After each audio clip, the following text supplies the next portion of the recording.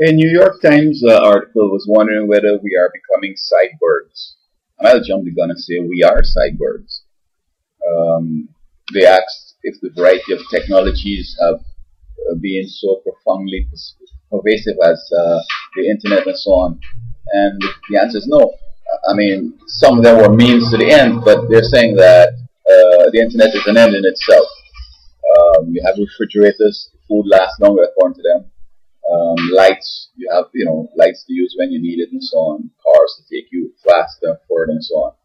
But this internet, they say it's an end in itself, and people are spending about 30 hours a week on the social media. And I recall as a teacher, coming from the third world, I would tell the students that we spend 20 to 30 hours a week studying, apart from school. And of course, there was no internet then, and now and so on. And the guys tell me that, man, I don't spend no time at all, and I'm on the road. I don't understand how you could do that. I do understand how you could do it. Just play games with them, ask them, get them the answers, and ask them, we have the answers right there, and it's obvious if they'll get it, and so on. Still, some going to miss it, but the little ones who really seriously get in ahead will get it. And in Puerto Rico now, I see there's a study going on in which they're trying to find out why young people are having a hard time sleeping. Insomnia is becoming a problem. Well, didn't we discover that the lights that computers emit suppressor sensors that sort of facilitate sleep? And I found that I just come from visiting. I go on straight to bed because I don't have a lot of time and I don't have a social life. And sometimes all through the night I'm thinking subconsciously, sometimes consciously, I hardly get to sleep deep. But now even the youngest child, see them walking with some little equipment and the praying fingers, and the parents are so proud of them that, oh, my child is technology savvy and so on.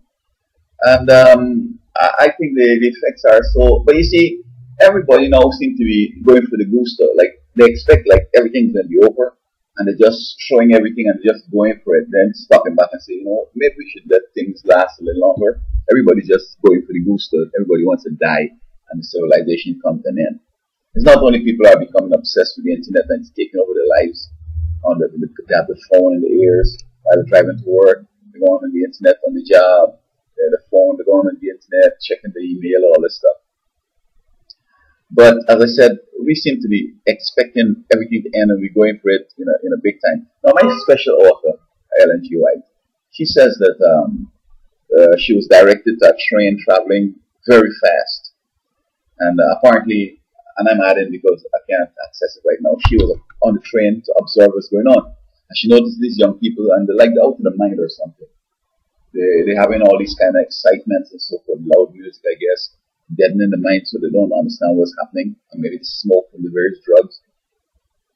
But when she conducted herself to the front of the train to see who's the driver of this train, to her, not surprised, because it's obviously Satan is the conductor of the train, and it's going so fast. And just imagine California; it's heading to the coast, and it's going straight into the Pacific Ocean, and there's no escape. There are no windows, there are no doors, everybody's doomed. So I joined that train.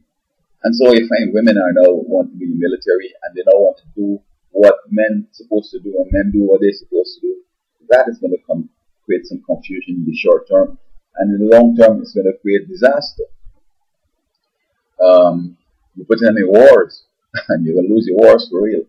You have to put in extra resources to recover them when they're kidnapped by the enemy and so on. You have to have special things to take them through stinking water and so on, because they can't go into the vagina. It's going to hurt them real bad, and they're going to want to die. So you have to walk with, maybe some little boats or some way of throwing a rope across and tying it and getting them over there because they can't go through that water. Kids are not studying anything, and they're going to trivia, so that when they have an important job, it's trivial stuff. Oh, let's do this, do that, do that, do that. Let's have fun. It's like there's some things that require some long hours of thinking and some serious surgery. And it's not just like patting everything will be good. That's going to get you killed. And they're not spending enough time studying.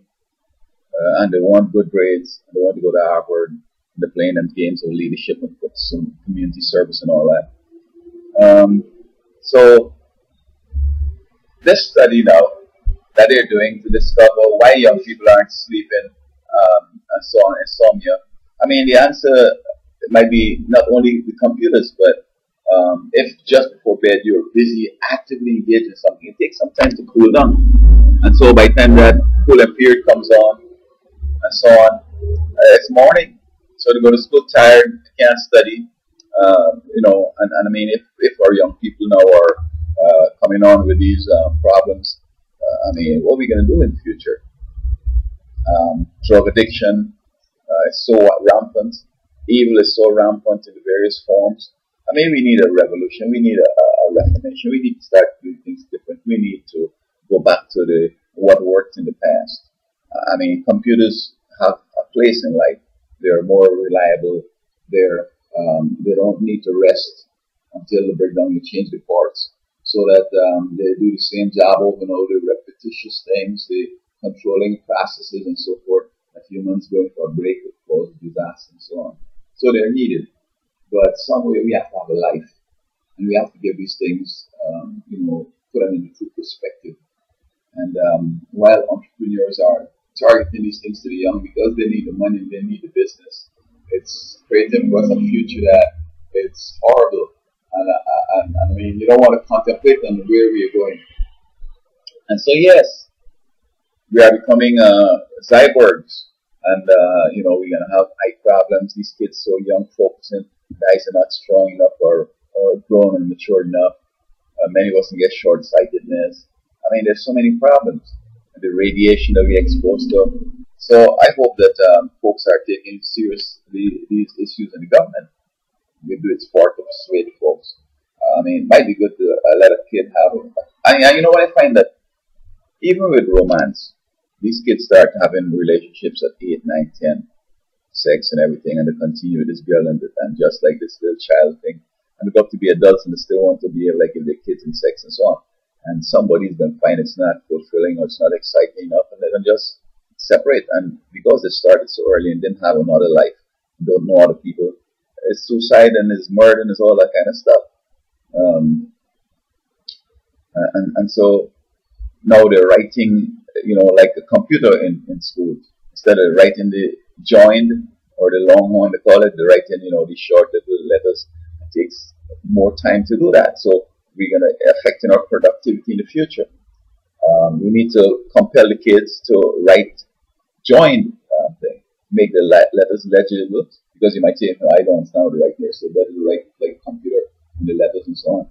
Let them write legibly. And I hope that, folks are going to stop. It doesn't have to happen to me. It doesn't have to happen to you. It doesn't have to happen to nobody, but some people will not pay attention and get destroyed. Don't let that be you. Don't be a cyborg.